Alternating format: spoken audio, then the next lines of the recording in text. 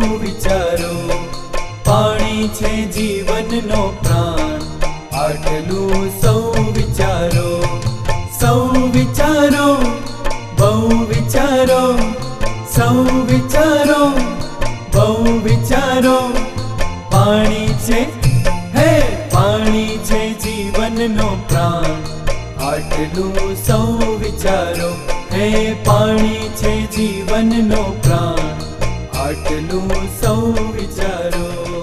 नमस्कार, आइए आज हम आपको एक अनोखी किंतु एक सच्चाई और एक प्रगति की गाथा का साक्षात्कार करवाने जा रहे हैं।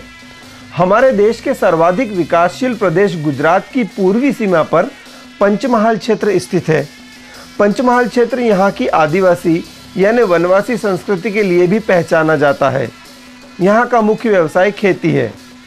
आज से कुछ वर्षों पूर्व पंचमहाल कृषि क्षेत्र निरंतर सूखाग्रस्त एवं बंजर प्रकार की भूमि के रूप में गुजरात राज्य शासन के सामने चुनौती बनकर खड़ा था और गुजरात राज्य के सर्वाधिक पिछड़े इलाकों में गिना जाता था। यहाँ के किसान पुरानी पद्धति से खेती किया करते थे और वो खेती भी पूरी तरह वर्षा पर निर्भर हुआ करती थी। बारिश के पानी से जितना अनाज पकता था वही उनका मूल उत्पादन होता था और उसी पर उनका गुजारा होता था। इस प्रकार पूरे वर्ष में यहाँ के काश्तकार एक फसल मुश्किल से प्राप्त कर पाते थे।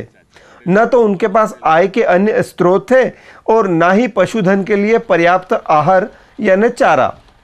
संपन्नता से वे कोसों दूर थे।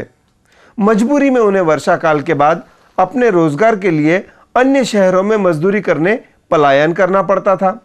पलायन का असर उनके घर पर भी पड़ता था और सबसे बड़ा दुख यह था कि आने वाली पीढ़ी की शिक्षा दीक्षा नहीं हो पा रही थी। वे मजदूरी करने परदेश में होते थे और बच्चे गांव में भटकते रहते थे, पर वे मजबूर थे और उनकी जमीनें उजड़ी पड़ी होकर अगली बारिश का इंतजार करती थी। शासन ने इसी बीच इस गंभीर समस्या के हल के लिए पानम नदी पर एक बड़ी बांध परियोजना पानम सिंचाई योजना प्रारंभ की। बांध बनकर तैयार हुआ, साथ ही उसकी सिंचाई की नहरें भी पानी से नहा गई। सरकार ने सोचा कि अब पंचमहाल की सूरत बदल जाएगी और गुजरात का यह पिछड़ा इलाका हरियाली से लहलहा उठेगा। पर यहाँ तो परिस्थिति विपरीत हो गई। नहर के पानी के लिए किसानों में विवाद शुरू हो गया। जिन किसानों के खेत नहर की राह में पहले आते थे वे पानी ले लेते थे और बाद के खेतों तक पानी नहीं पहुंचता था। दूसरी समस्या ये थी कि किसी कारण से पानी किसानों को समय पर नहीं मिल पा रहा था और ना ही पर्याप्त मात्रा में पानी का उपयोग किसान कर पा रहे थे और पानी का अपव्यय हो रहा था। नतीजा ये हुआ कि किसानों का आपस में विवाद हुआ। फिर किसान और सिंचाई विभाग के बीच भी झगड़ा बढ़ गया। करोड़ों की योजना और बहुमूल्य पानी का उपयोग नहीं हो पाया। गुजरात राज्य शासन एवं पानम सिंचाई विभाग गोधरा के माथे पर बल पड़ गए थे। वे चिंतित थे कि इस महत्वपूर्ण योजना का लाभ किस प्रकार से किसानों तक पहुंचे एवं कैसे कृषि के उत्पादन में वृद्धि हो सके ताकि किसानों की समस्या हल हो एवं गांव विकास की राह पर आ सके। इस कार्य के लिए गुजरात राज्य शासन एवं पानम सिंचाई विभाग गोधरा और वाल्मी संस्था आनंद ने मिलकर पूरे क्षेत्र का अध्ययन किया, सर्वे किया, प्रबंधन को लेकर बैठके एवं शोध के उपरांत जन भागीदारी को आधार बनाकर एक नई दिशा एवं सोच लेकर एक योजना तैयार की जिसका नाम सहभागी सिंचाई व्यवस्था यानी PIM रखा। इस योजना को लेकर सिंचाई विभाग गांव-गांव और खेत-खेत तक पहुंचे, किसानों को मिले और उन्हें योजना के बारे में और उसके फायदों के बारे में बताया, समझाया। इस प्रकार के लगातार प्रयासों से किसानों में जागरूकता आई और उन्होंने मिलकर एक गांव में सहभागी सिंचाई मंडली का गठन किया। धीरे धीरे और भी गांव जुड़ते गए और भी मंडलियां बनती गई। जब किसानों को यह समझ में आया कि योजना से उनके फायदे हैं तो वे आगे होकर इस व्यवस्था में जुड़ने लगे। पानम सिंचाई विभाग गोधरा और वाल्मी सिर्फ मंडलियां बनाकर रुके नहीं, बल्कि उन्होंने छोटे छोटे क्षेत्रों में किसानों को एकत्रित कर खेती की तकनीक, कम पानी में अधिक उत्पादन प्राप्त करने, फसल चक्र आदि की महत्वपूर्ण जानकारी एवं प्रशिक्षण दिया।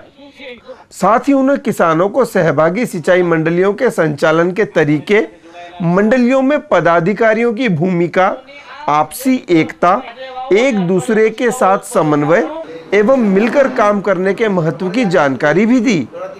इसके लिए प्रशिक्षण शिविर रखे गए, सेमिनार एवं चौपाल बैठकें जैसे कार्यक्रम लगातार आयोजित किए गए। गुजरात राज्य शासन एवं पानम सिंचाई विभाग गोधरा के मार्गदर्शन में सहभागी सिंचाई मंडलियों ने अपना कार्य प्रारंभ किया। जल की सिंचाई व्यवस्था का संचालन एवं संधारण मंडलियों द्वारा किया गया। किसानों को पर्याप्त मात्रा में एवं समय पर जल मिलने लगा। पानी नहर के अंतिम छोर तक पहुंचने लगा। क्रम से किसानों ने अपने अपने खेत में पानी घुमाना चालू किया। धीरे धीरे नतीजा सामने आने लगा। खेतों में फसलें लहलहाने लगी, किसानों को फायदा होने लगा।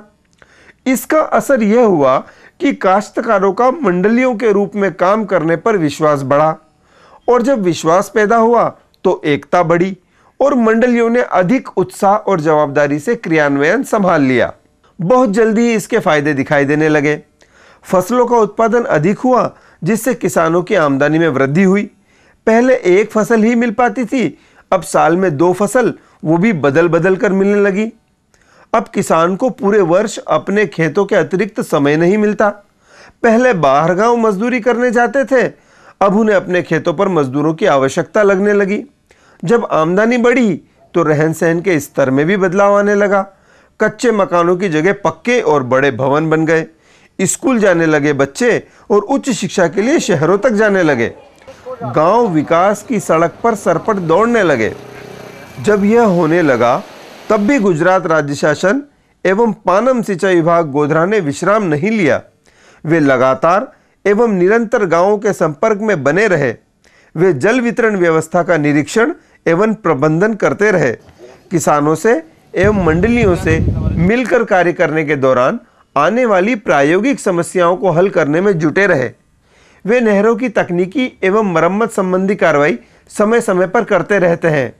नहरों में पानी चलने से कई जगह पौधे पनपने लगते हैं और पेड़ों की जड़ें नहर की दीवारों को तोड़ देती है और पानी का रिसाव शुरू हो जाता है और अंत में खेतों तक पानी पहुंचाने में समस्या आती है। इस कार्य को विभाग के अमले ने प्राथमिकता से नहरों का मजबूतीकरण, उन्नयनीकरण एवं आधुनिकीकरण किया, ताकि पानी का पूर्ण रूप से उपयोग हो सके एवं जल वहन की संरचना भी मजबूत रहे। विभाग के श्रम का परिणाम यह आया कि किसानों एवं विभाग के मध्य एक पारिवारिक वातावरण निर्मित हो गया तथा एक दूसरे पर विश्वास जम गया और किसानों को निरंतर संपर्क से खेती की नई तकनीक एवं आवश्यक जानकारी घर बैठे मिलने लगी। किसानों की सफलता की गूंज बाहर जिलों तक जाने लगी और यहां तक कि अन्य प्रदेशों में भी यह हकीकत फैलने लगी। बाहर के किसान पंचमहल की नई सहभागी सिंचाई योजना देखने आने लगे। अन्य प्रदेश के किसानों का एक दल भ्रमण पर पंचमहाल आया, जिसमें पंजाब, बिहार, मध्य प्रदेश, महाराष्ट्र, आसाम आदि प्रदेश शामिल थे। पानम सिंचाई विभाग गोधरा के द्वारा उनका उत्साहपूर्वक गुजराती परंपरा के अनुसार स्वागत किया गया। सर्वप्रथम विभाग द्वारा सभी अतिथि किसानों को सहभागी सिंचाई योजना के मूल स्वरूप, नियमावली, शासन एवं किसानों के बीच के समन्वय एवं मंडलियों की संरचना, उनके कार्यकलापों और कार्य पद्धति की जानकारी दी गई। साथ ही कृषि की तकनीक एवं फसलों के प्रकार व उत्पादन के बारे में अन्य प्रदेश के किसानों के साथ महत्वपूर्ण जानकारी का आदान प्रदान किया गया। इसके उपरांत किसानों का दल क्षेत्र के ग्रामों में विभाग के अधिकारियों के साथ पहुंचा। पंचमहाल के खेतों का नजारा अद्भुत था। लहलहाते खेतों के बीच में नहरों में जल लहराते हुए बह रहा था और पूरे देश के किसान एक साथ इस उत्सव में शामिल थे। अलग अलग प्रदेश के किसानों ने अलग अलग भाषा होने के बावजूद स्थानीय किसानों से खेती के बारे में बात की, सहभागी सिंचाई मंडली के बारे में जानकारी प्राप्त की और उसके संचालन एवं प्रबंधन के तरीकों को जाना। समझा। साथ ही इस व्यवस्था में शासन एवं विभाग की भूमिका के बारे में भी जानकारी प्राप्त की।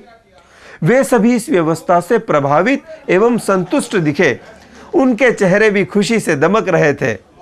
उन्होंने इस प्रक्रिया के सुधार के लिए सुझाव भी दिए, जिसमें एक सुझाव यह था कि इस पूरी व्यवस्था में महिलाओं की भागीदारी अत्यंत अल्प है।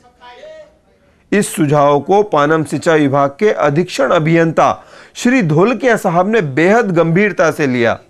उन्होंने अपने वरिष्ठ अधिकारियों के मार्गदर्शन में वाल्मीकि सहयोग से क्षेत्र के किसानों की सहभागी महिलाओं का एक सम्मेलन आमंत्रित किया। ये बात सभी जानते हैं कि कृषि कार्य में महिलाओं की भागीदारी कहीं भी पुरुषों से कम नहीं है।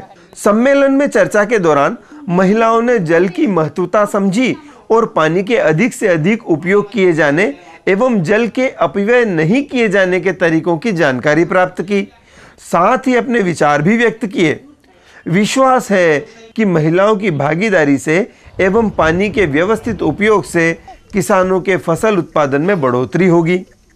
तो मित्रों, हमारे पंचमहाल के किसानों ने अब सहभागी सिंचाई व्यवस्था के माध्यम से पानी को रुपये में बदलना सीख लिया है और किसानों की काया पलट शुरू हो गई है।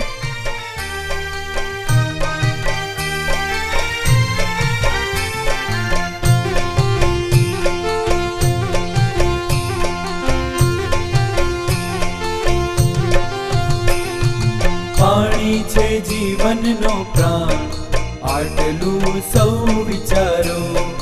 पाणी छे जीवननो प्राण,